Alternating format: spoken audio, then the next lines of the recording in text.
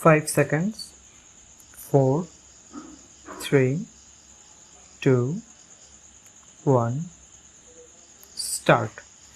Now, sir, honorable members will recall that the bill was introduced in the House of the People on the 2nd September 1953. It has had a long history and in one form or another, it has been before the public since the end of 1949. In the statement of objects and reasons, the various stages through which the bill has passed since 1946 have been summarized, and I need not recapitulate on this occasion the circumstances in which the then Government of India took the decision in early 1946 to initiate an inquiry into the reform of our company law. I would remind honorable members that between 1946 and 1948, the entire field of company law was carefully reviewed by two distinguished company lawyers who were appointed to recommend the broad lines on which the present Act should be revised. Their recommendations were examined in the then Ministry of Commerce, and certain tentative departmental views which emerged were circulated in a comprehensive memorandum to all recognized trade and industrial associations, bar associations, the high courts and the state governments that brought us to the end of 1949. Many representations on this memorandum were duly received from chambers of commerce, trade, and industrial associations, state governments, and the general public.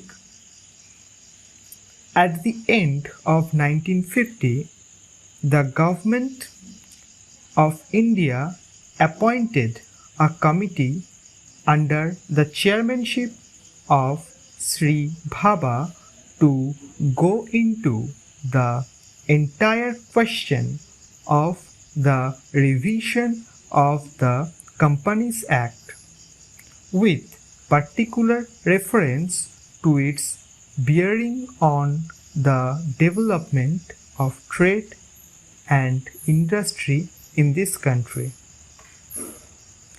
This committee examined a large number of witnesses in many parts of the country and submitted its report in March 1952. This report again was circulated to all state governments, chambers of commerce, trade associations, high courts, and many other bodies. At the same time, a special officer was appointed in the Department of Economic Affairs, Ministry of Finance, to examine the report in the lights of the views received from the interested public and to submit proposals to government for the revision of the present Act. The bill now before the House is based largely on the recommendations of the Company Law Committee, modified in a few particulars. Honorable members will notice that so far as public relations go, the bill has covered adequate ground. In a measure like the Companies Bill, however, which covers the entire field of the operation of joint stock companies, the limit of consultation and discussion can never be exhausted, and I would like to inform honorable members that although the bill was introduced in Parliament over 7 months ago,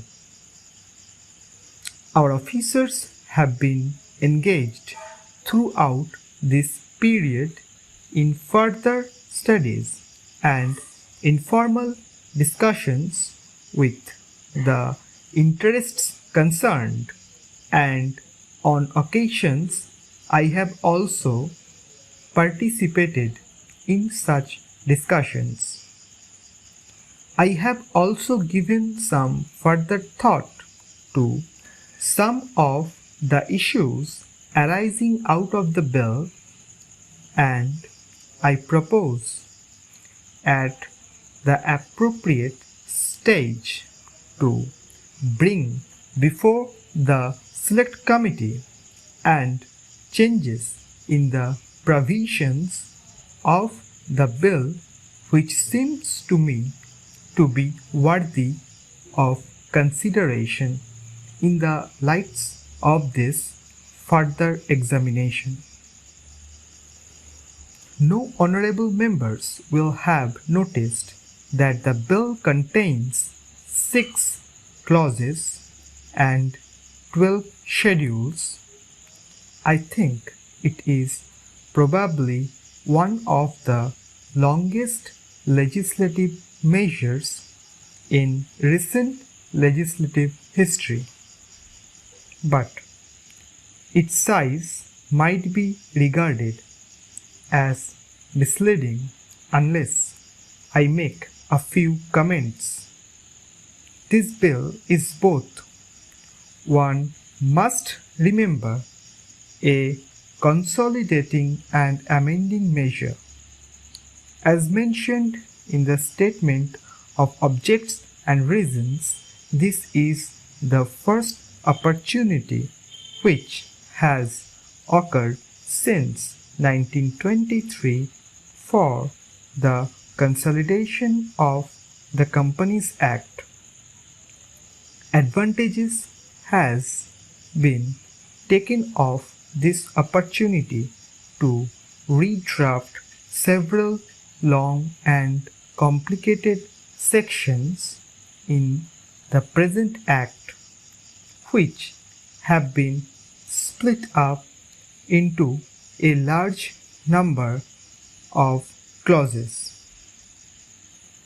This is the largest single factor accountable for the increase in the number of clauses in the bill. Now,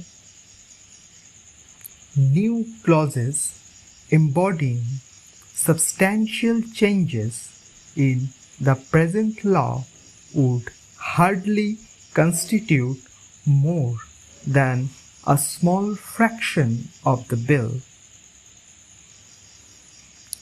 I would also draw attention to the structural changes in the bill to which a reference has been made in the statement of objects and reasons, the redraft of the bill, and the rearrangement of the existing chapters in the Companies Act in a more logical order have, I think, resulted in a noticeable improvement in the form of the bill, and I hope will facilitate better understanding and appreciation of the scheme.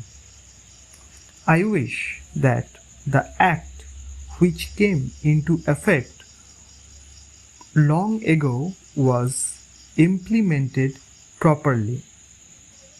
I know that the Minister here is very earnest in implementing it, but unfortunately his colleagues at the state level and are disappointing him. Unfortunately, no steps have been taken for trimming or toning up the administration at the state level and at the district level. So friends, this ends today's dictation. Subscribe our channel and don't forget to hit the like button. Wish you all the best from 10 minutes.